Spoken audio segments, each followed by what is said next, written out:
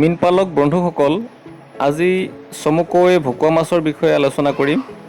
এই মাছবিধ খুব কম দিনৰ ভিতৰতেই ডাঙৰ কৰিব পাৰি। বিঘাই প্ৰতি অন্য মাছৰ সৈতে 100ৰ পৰা 150 পিছমান এৰি দিলে ভাল ফলাফল পোৱা যায়।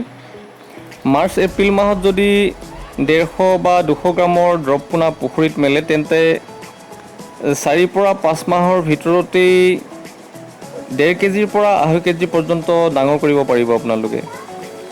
এটা কথা মন কৰিব লাগিব, ভকুৱাৰ বাবে প্ৰাকৃতিক খাদ্য বিৰাটেই প্ৰয়োজনীয়, যাৰ বাবে খলিহৈ, ৰাইচ পলিচ, কেঁচা গোবৰ, মিঠৈ অথবা গুড়, প্ৰবায়টিক, ইষ্ট পাউডাৰ পানীৰ সৈতে মিহলি কৰি 3-4 দিন তিয়াই ৰাখি ব্যৱহাৰ কৰিব পাৰে। যথেষ্ট ভাল ফলাফল পাব। অন্য মাছৰ তুলনাত যিহেতু ভকুৱা মাছৰ বাহন ক্ষমতা বেছি, তাৰোপৰি ভকুৱাৰ বজাৰ মূল্যও অধিক, আমি সকলোৱে জানো। সেইবাবে কৃষকসকলে ভকুৱা মাছ পালন কৰি নিশ্চয় লাভান্বিত হ'ব পাৰে। কিন্তু আপোনালোকে এটা কথা মন কৰিব লাগিব, পুখুৰীৰ পাৰ সদায় চাফ চিকুণ কৰি ৰাখিব লাগিব। মাজে মাজে মিনাৰেল মিক্সাৰ, ভিটামিন চি আৰু চূণ প্ৰয়োগ কৰি থাকিব, যাতে পুখুৰীৰ পানী কেতিয়াও বেয়া নহয় বা প্ৰদূষিত নহয়, তাৰ প্ৰতি অলপমান মন ৰাখিব।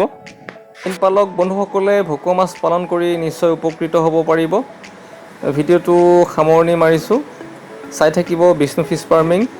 তাৰোপৰি মাছৰ যিকোনো তথ্যৰ বাবে বা মাছৰ দানা, পোনা, ঔষধৰ বাবে পোনপটীয়াকৈ যোগাযোগ কৰিব পাৰিব।